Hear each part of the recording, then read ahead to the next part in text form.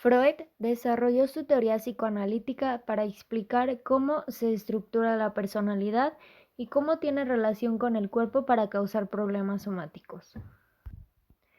La teoría de Freud habla de las pulsiones, que son estados de excitación central en respuesta al estímulo. Existen dos tipos, la sexual y de agresión. Este autor habla también de que nos regimos bajo dos fuerzas, la libido, que se orienta en todas las acciones relacionadas con el amor y el altruismo, y la de muerte, que se centra en las acciones autodestructivas. Es gracias a las pulsiones sexuales y la libido que el individuo pasa por varias etapas desarrollándose psicosexualmente. Las 5 etapas en orden son oral, anal, fálica, de latencia y genital. Durante la etapa fálica, el individuo pasa por el complejo de Edipo. Consiste en el desarrollo de una atracción sexual hacia la madre o al padre, dependiendo del sexo contrario del individuo, y un deseo de odio hacia el otro, siendo esta una experiencia decisiva para la obtención de una identificación y de objeto sexual. Postuló la hipótesis de estructuración mental en la primera tópica. Esta se conforma de 3 partes: lo consciente, preconsciente e inconsciente. Lo consciente es lo que tenemos acceso en nuestra mente todo el tiempo. El preconsciente son esos pensamientos que se pueden hacer conscientes si le prestamos atención. Y por último, lo inconsciente son todos los pensamientos que no se pueden traer a la conciencia. Es donde se encuentran las experiencias no deseadas que vivió el individuo y solo se puede llegar a ellas mediante la interpretación de los sueños y la libre asociación. Por otro lado, también habla de la estructura mental en la segunda tópica, que es el aparato psíquico. Divide a esta en 3 estructuras: ello, yo y superyo. El ello se basa en el principio del placer, es decir, busca la gratificación inmediata. El superyo es nuestro sistema moral, y entonces el yo es el intermediario entre estas dos estructuras. Busca satisfacer las demandas desde el principio de realidad, que regula la búsqueda de satisfacción. Si el yo se desarrolla frágilmente, también se desarrollarán los mecanismos de defensa, que le permitirán al yo evadir el dolor o la angustia. Los mecanismos de defensa son represión, sublimación, regresión, proyección, formación reactiva, compensación y racionalización. Melanie Klein nace en 1882 en Viena. Escribe el psicoanálisis infantil, en el cual explica que la depresión y la posesión esquizoparanoides son procesos cruciales. Este último surge con la pulsión de muerte y la pulsión de muerte surge al momento del nacimiento. Melanie también escribe la envidia primaria, que es un impulso agresivo que el niño siente desde el nacimiento. Este surge con el impulso de muerte y lo dirige al pecho de la madre. Un recurso que utilizaba Melanie como método de terapia era el juego, ya que consideraba que los niños tienen muchas fantasías, pensamientos y emociones que los pueden expresar a través de este. Klein considera importante analizar la transferencia positiva, negativa, la ansiedad, la culpa y los efectos adversos. También cree que existe el superyo desde los 2 o 3 años. Klein, a comparación de lo que Freud decía, considera que el complejo de Edipo se planta desde los 3 meses. También rechaza las fases del desarrollo libidinal de Freud.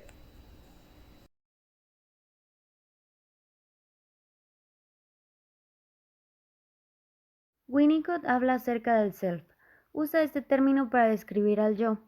Lo hace como una forma de organización psicológica que al principio no está integrado. El verdadero self es la parte del yo que se encarga de la creatividad y sentirse real. Es el núcleo de la autenticidad. El falso self es una estructura de defensa que asume las funciones maternas de protección. Este falso self es como una máscara falsa que la persona usa para anticiparse a la demanda del otro para ganar aceptación. Existen 3 funciones maternas. El holding corresponde al hecho de sostener al bebé de manera apropiada, tanto física como emocionalmente, permitiendo la continuidad del ser del bebé y fomentando una buena base para la salud mental de éste. El handling contribuye a que se desarrolle en el niño una asociación que le permite percibir lo real como lo contrario de lo irreal. Facilita la coordinación y la experiencia del self. Y por último, la presentación objetal consiste en mostrar gradualmente los objetos de la realidad al infante para que pueda hacer real su impulso creativo.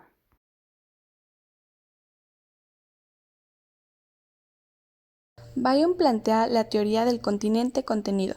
Este proceso se caracteriza porque el bebé descarga sus emociones y preocupaciones en la madre. Esta teoría se une con otra que se llama capacidad de reverie. Bion acuye los términos de beta y alfa.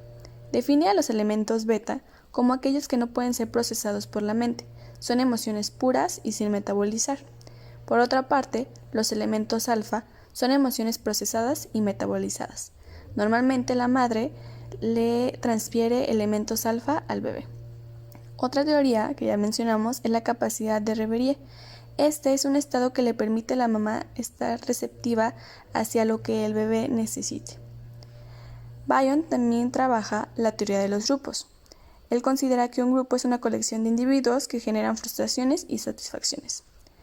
Hay dos tipos de subgrupos, los grupos de trabajo y los de suposición básica.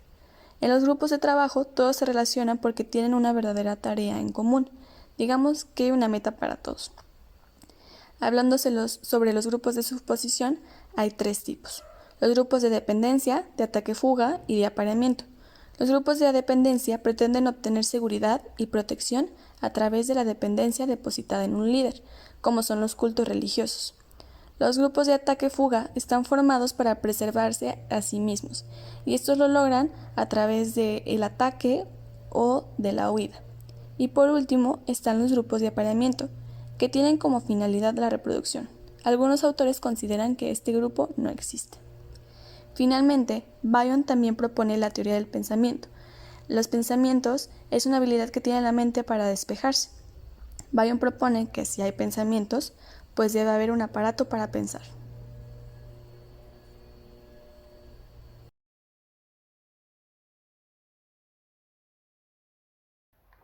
Hartman propone la psicología del yo que se basa en la teoría de Freud, específicamente en el aparato psíquico. Propone que existen dos tipos de funciones del yo, las que están libres de conflicto y las que están en conflicto entre el ello y la realidad. La existencia de funciones innatas aparecen desde que nacemos y ayudan al yo a desarrollarse, tales como la percepción, memoria y motricidad, etc. Estas se encuentran en el área sin conflicto del yo. Las funciones defensivas son las que se desarrollan a la par con el individuo, requieren de la madurez del yo y son las que se producen debido a los conflictos entre el ello y la realidad. Define al yo fuerte como al yo que tiene solidez y la disponibilidad para recurrir a las funciones autónomas. Según Hartman, existen dos procesos fundamentales. Los procesos primarios son inconscientes y se manifiestan en los sueños y buscan la satisfacción mediante la realización de los deseos, es decir, se rigen bajo el principio del placer.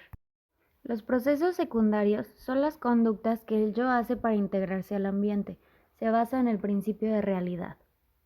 Lo ideal es que el yo pase de los procesos primarios a los secundarios, realizando una adaptación progresiva. Si el yo vuelve de los secundarios a los primarios, se habla de una adaptación regresiva. Este autor habla de la importancia de diferenciar entre el self y el yo. El self está relacionado con las maneras en que el individuo reacciona, percibe y valora a sí mismo, mientras que el yo es una subestructura de la personalidad que organiza y controla la percepción del mundo externo. El yo usa sus mecanismos de defensa cuando le es difícil tener el control y pone en peligro su integridad. Dice que la adaptación está dada por la resolución entre las estructuras psíquicas y la ordenación de las funciones yoicas. La adaptación es el logro que tiene cada sujeto de ajustarse al medio en el que vive, armonizando sus propias necesidades pulsionales con la realidad.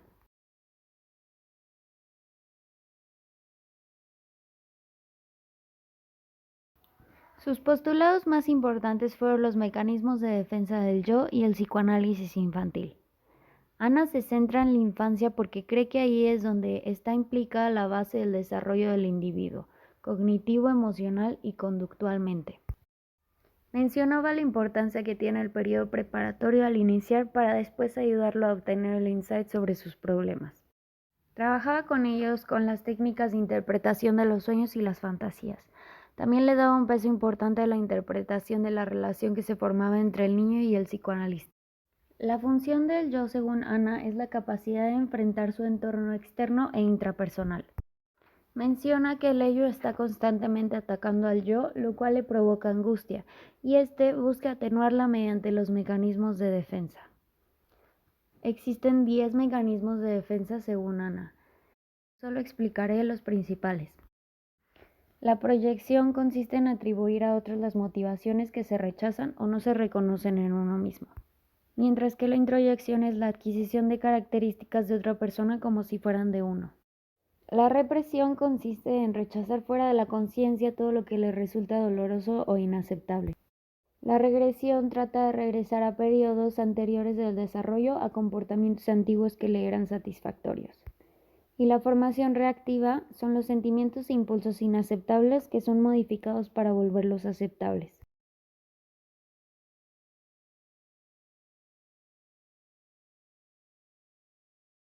El propósito de Lacan fue reestructurar el psicoanálisis basándose en los escritos originales de Freud. Lacan se basó en la teoría del lenguaje de Saussure, que habla de la relación entre el significante y el significado. Dice que el inconsciente se basa en estos procesos y se estructura como el lenguaje. Postuló que la mente se estructura bajo 3 registros. Lo real es aquello que no se puede expresar por el lenguaje, lo que no se puede representar. Lo asimila a la categoría de lo imposible. Está siempre presente pero continuamente mediado por lo imaginario y lo simbólico. Lo imaginario está constituido en un proceso que requiere una cierta enajenación estructural. En este proceso de formación, el sujeto puede identificar su imagen como un yo, diferenciado del otro y en relación con el objeto A. Formula el conocimiento del primitivo del yo. Y por último, lo simbólico genera una reflexión a nivel comunitario del conocimiento primitivo del yo y crea el primer conjunto de reglas que gobiernan el comportamiento e integran a cada sujeto en la cultura. Lacan menciona que el individuo durante el desarrollo, en los primeros 6 a 18 meses, surge el estadio del espejo. Este es la percepción del humano sobre la imagen de sí, es congruente con la noción de su ego. Esto solo se logra a temprana edad viéndose reflejado en un semejante. El sujeto se constituye en y por otro semejante.